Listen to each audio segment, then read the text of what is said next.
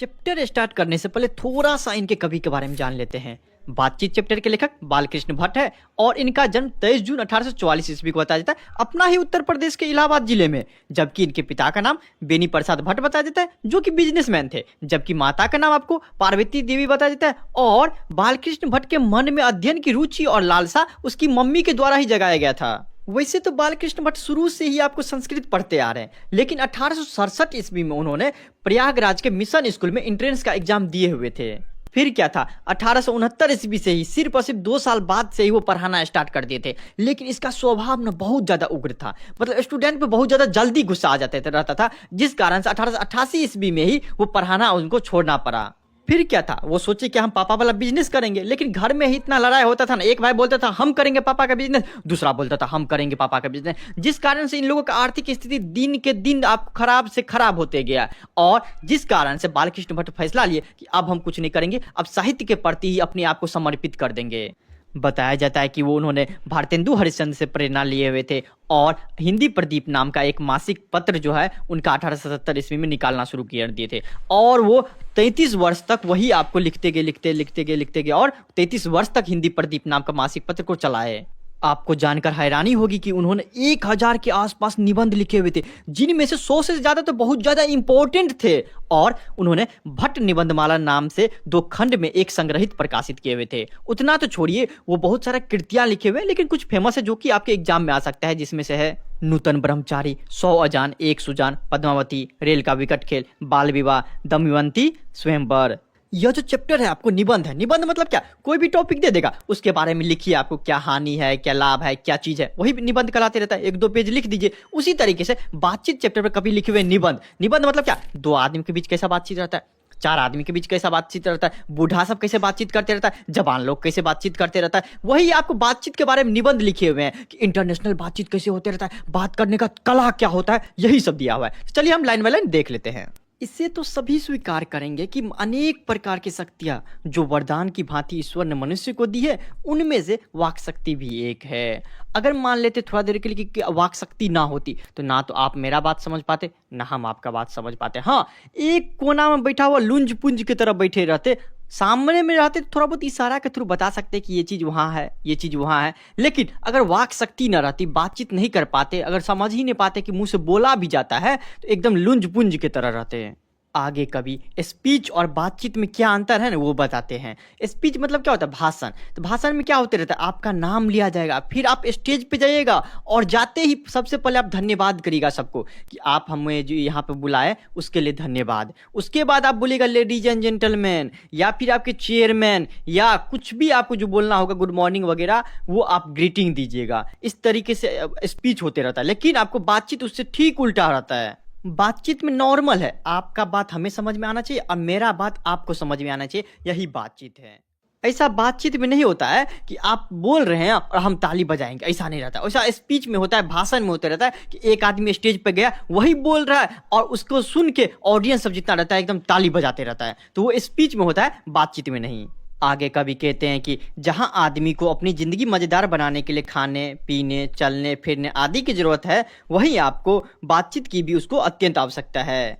बातचीत का भी एक खास तरह का मजा होता है। बातचीत करने से क्या होता है कि आपका दिल हल्का हो जाते रहता है, आपके अंदर जो भी आपको मवाद धुआं भरा रहता है वो आपको बाहर निकल जाते रहता है। तब ने अगर मान लीजिए किसी से लड़ाई भी हो जाता है, 1-1 साल 2-2 साल 3-3 साल बात नहीं करते रहता है, लेकिन आपको क्या करिए, जाइए उससे बात करिए, तो वहीं पे आपको रिजॉल्व हो जाते रहता है प्रॉब्लम। लेकिन आपको क्या होता है कि अगर कोई बात नहीं करता है तो सालों साल बीत जाते हैं। इसीलिए कभी कहते हैं कि जो भी आपके अंदर मवाद है, धुआं भरा हुआ है, दुख है, तकलीफ है, वो आपको बातचीत करने से निकल सकता है। वो आप पे डिपेंड करता है कि आपको किस आदमी से खुशी मिलती है बात करके, आप उससे बात करिए ताकि आपके अंदर जो दुख है ना, तकलीफ है ना, वो पूरी तरीके से निकल जाए।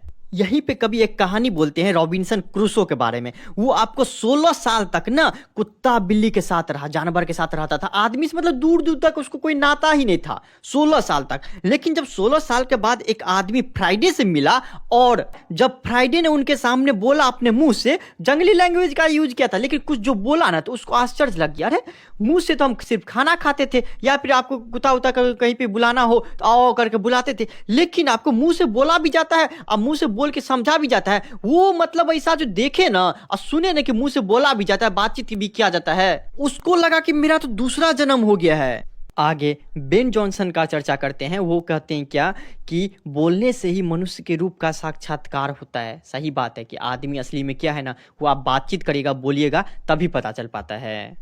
इसलिए कभी बोलते हैं कि बातचीत का एक अलग अंदाज है, बातचीत का एक अलग महत्व है। उतना तो छोड़िए, आप किसी को देख के ये नहीं बता सकते कि आदमी अच्छा है कि बुरा है, लेकिन अगर आप उससे बात करिएगा ना तो आपको पता चल जाएगा कि अच्छा ये आदमी कितना अच्छा है, या बुरा है तो कितना ज्यादा बुरा है। तो वही कभी बोलते हैं कि जब तक मनुष्य जो है बोलता नहीं है या फिर बातचीत नहीं करता है, तब तक उसके गुण या दोष के बारे में किसी को पता नहीं चल पाता है।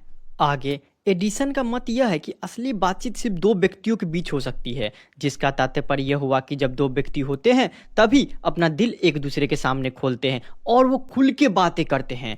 और जब दो से अधिक ना 3, 4, 5, 6 आदमी के बीच में बातचीत होते रहता है ना, तब तो उसका कोई वैल्यू ही नहीं रहता है। आगे कभी एक एग्जांपल देते हैं कि एक गर्म दूध ले लीजिए एक कप में, और दूसरा कप में ले लीजिए आपको ठंडा पानी, दोनों को सटा कर रख दीजिए, तो आप देखिएगा क्या, जो गर्म दूध है ना वो धीरे धीरे ठंडा होते जा रहा है, और ये जो ठंडा पानी है वो धीरे धीरे गर्म होते जाता है।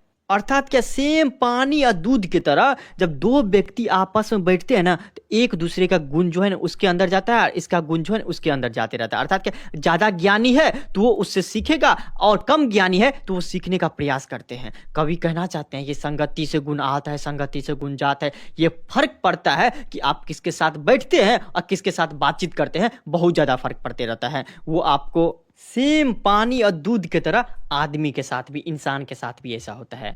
वैसे तो असल बातचीत सिर्फ और सिर्फ दो आदमी के बीच में होता है, लेकिन जब 3 आदमी बात करता है ना, उसका भी एक अलग निराला है, अलग योगदान है। 3 लोगों का बातचीत ना एक त्रिभुज की तरह होता है। जैसे त्रिभुज में 3 कोना रहता है ना, और तीनों कोना का अलग अलग योगदान रहता है। मान लेते 3 कोना में 3 आदमी बैठा हुआ है, और 3 आदमी का सोच तो अलग अलग है, लेकिन विचार सेम रहता है। टॉपिक बातचीत करने का ना सेम रहता है। अर्थात क्या, जिस तरीके से रेखा तीनों को जोड़ती है ना, त्रिभुज को जोड़ती है क्या, रेखा जोड़ती है, उसी तरीके से ये जो 3 आदमी है, 3 आदमी के बीच बातचीत होता है, उसको जोड़ती है उन लोगों का एक विचार, एक टॉपिक पे बात करना। ऐसा भी नहीं है कि पहला आदमी बात कर रहा है महात्मा गांधी के बारे में, और दूसरा आदमी कर रहा है जवाहरलाल नेहरू के बारे में, और तीसरा आदमी मोदी के बारे में शुरू कर देगा। ऐसा नहीं, विचार एक रहना चाहिए, टॉपिक एक रहना चाहिए। इसलिए ने कभी कहते कि उनकी बातचीत एक अंगूठी में जड़े हुए नग की तरह महत्वपूर्ण होती है। लेकिन वही आपको 4 आदमी मिला दीजिए तो 4 आदमी में खुलकर बात नहीं होते रहता है। 4 आदमी है ना, तो आप तो ऑफिशियली बात होते रहता है। कोई टॉपिक है उस पर ऑफिशियली बस खुल के बात नहीं होगा, गंभीरता के साथ, औपचारिकता के साथ। ऐसा नहीं है कि आप दिल से जो मन हो रहा है, 3 आदमी थे तो बोल दीजिए, 2 आदमी थे तो बोल दीजिए, ऐसा नहीं। 4 आदमी है तो आपको बहुत सोच समझ के बोलना पड़ेगा, और एकदम बनावटीपन आ जाते रहता है बातचीत में, तो वो असल बातचीत नहीं माना जाता है 4 लोगों के बीच। जबकि आगे कभी कहते हैं कि 2 बुढ़ों का बातचीत ना हमेशा जमाने की शिकायत पर हुआ करता है। आप भी दिखेगा, जो बूढ़ पुरान रहता है, जो भी बुजुर्ग इंसान रहते हैं, वो तो आपको सबसे पहले तो झूठ बहुत बोलते हैं। झूठ मतलब क्या, 4 सच बोलेंगे तो 10 झूठ बोलेंगे, ऐसा हम नहीं कभी बोल रहे हैं। और वो जो बातचीत करना शुरू करते हैं ना, या तो अंग्रेज के बारे में ले आएगा, या तो अपना जो जवानी रहेगा, या फिर बचपना रहेगा, या फिर बोलेगा हमारे टाइम में ऐसा था, वो बातचीत लेके आ जाएगा। और अभी के नौजवान है उसके लिए निंदा करते रहता है कि आजकल के देखो नौजवान सब कितना बिगड़ गया है, ये हो गया है। और जितना भी पुराना चीज रहता है उसी सब का बातचीत आपको करते रहता है बुजुर्ग लोग सब। जबकि पढ़े लिखों का बातचीत में शेक्सपियर, मिल्टन, मिल, स्पेंसर, इन लोगों का नाम आता है। जबकि 2 सहेली, 2 लड़की जो बातचीत करते रहते हैं, उसका अलग निराला रहता है और अलग टाइप का उसमें रस रहते रहता है, जिनका पूरा स्वाद कभी बोलते हैं कि उन्हीं से पूछा जा सकता है कि 2 सहेली मिलकर, 2 लड़की मिलकर किस तरीके से बातचीत करता है।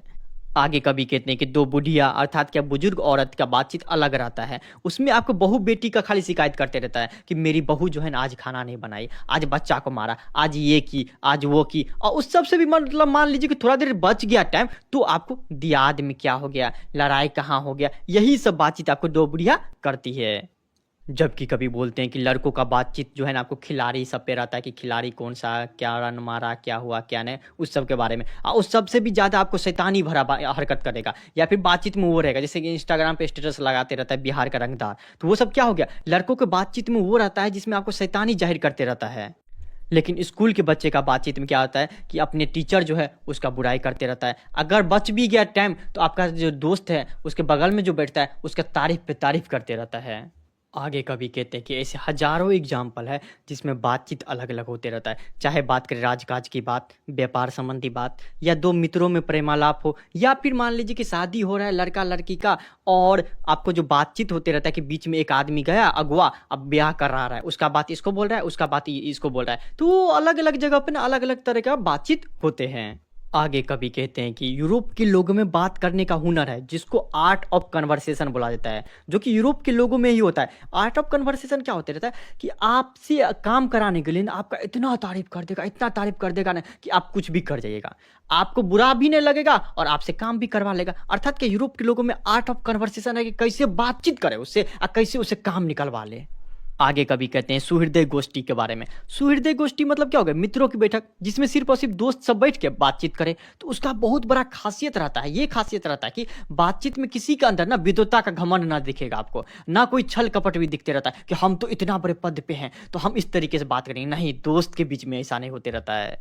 लेकिन उसी के ठीक उल्टा ले लीजिए आजकल के पंडित को। पंडित जब आपको दोस्त सब जितना भी पंडित वाला रहेगा दोस्त सब, वो बैठेगा तो वो अपना विद्वता दिखाते रहेगा, वो अपना विद्वता दिखाते रहता है और बोलता है कि हम जीत गए तो हम जीत गए हैं। तो वो आपको बता रहे हैं कभी कि आजकल के जो पंडित सब है उसके अंदर तो एक दूसरे को नीचे गिराने की भावना से बातचीत करते रहता है। लेकिन सुहृदय गोष्ठी मित्रों की बैठक में ऐसा नहीं होता है। इतिहास गवाह है, बड़ी बड़ी कंपनी की बात करें, कारखाने की बात करें या बड़ा बड़ा काम की बात करें, दो दोस्त के बातचीत करने से शुरू हुआ है। ऐसा नहीं कि एक दो एग्जाम्पल मिल जाएगा, हजारों ऐसा एग्जाम्पल मिल जाएगा। कंपनी की बात करें, रियल लाइफ की बात करें या आपको प्रोफेशनल लाइफ की बात करें, तो दोस्त बातचीत किया कि अच्छा ये करना है, ये करना है, ऐसे करना है, वैसे करना, और कंपनी शुरू कर दिया या काम करना शुरू कर दिया। आगे अब तक हमने बाहरी बातचीत की बात कही है कि दो आदमी कैसे बात करेगा, तीन आदमी कैसे बात करेगा, लेकिन ये तभी संभव हो सकता है जब दो आदमी हो, या ऐसा भी हो सकता है कि हम किसी के पास चले जाए या मेरे पास कोई आ जाए, तभी बातचीत संभव है।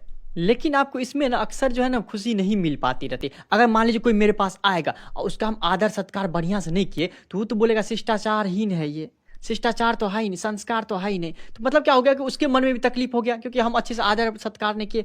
और मान लेते कि हम किसी के यहाँ गए बातचीत करने के लिए और वो हमारा अनादर कर दिया, अच्छे से बातचीत नहीं कर रहा है, तो मेरे भी दिल में होगा कि कैसा आदमी है, मेरा देखो अनादर कर रहा है। तो कभी मानते हैं क्या कि बाहरी बातचीत में उतना ज़्यादा खुशी नहीं मिलते हैं। इसलिए कभी सबको सजेशन देते हैं कि अपने आप से बातचीत करो, अपने मन से बातचीत करो, क्योंकि मन से बड़ा कोई आईना है ही नहीं।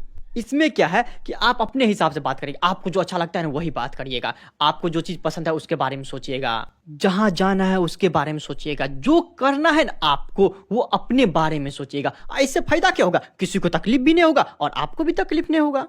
अंत में कभी एक और बात बोलते हैं कि हमें ना वाक शक्ति पर नियंत्रण रहना चाहिए। ऐसा नहीं कि किसी के सामने कुछ बोल देंगे और उसको तकलीफ हो जाए, ऐसा नहीं होना चाहिए। हमें कहीं ना कहीं बोलने की शक्ति पर काबू पा लेना चाहिए, और जिससे क्या होगा, दुश्मनी भी कम हो जाते रहता है, क्रोध भी नहीं आते रहता है, अहंकार भी नहीं होते रहता है। इसलिए हमें बातचीत करने का तरीका भी बदलना चाहिए और ऐसा भी बातचीत नहीं करना चाहिए जो कि सामने वाले को तकलीफ पहुंचाए, दुख में पहुंचाए। इसलिए अवाक अपने बातचीत करने का यह साधन यावत साधन का मूल है, शक्ति परम पूज्य मंदिर है, परमार्थ का एकमात्र सोपन है। यहीं पे पूरा चैप्टर खत्म हो जाता है। धन्यवाद।